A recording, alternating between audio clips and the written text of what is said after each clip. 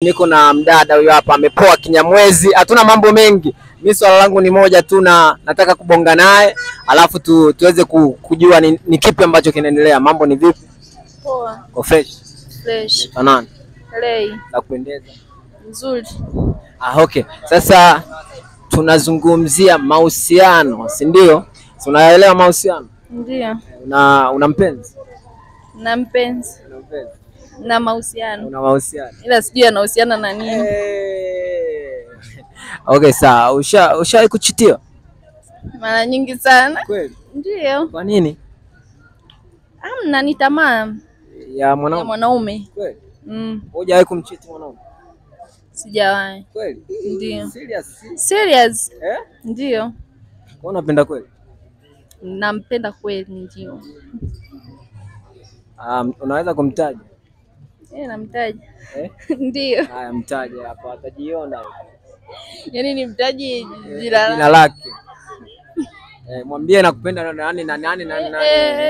Yaani mwambie nakupenda fulani. Hapo kwenye kumtaja asi akaachwa. Kwa hiyo naye ana mpenzi mwingine. Unahisi ana mpenzi mwingine? Kwa hiyo mpo wawili au?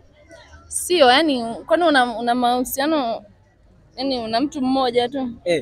Kwa hiyo una wachumba ngapi?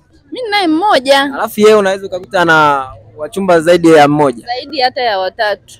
Huyo ndo mwanaume.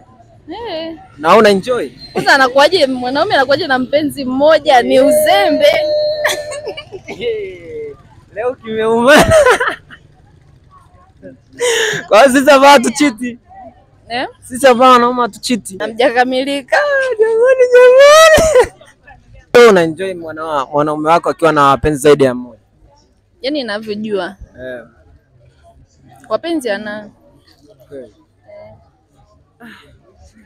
Lakini una wivu.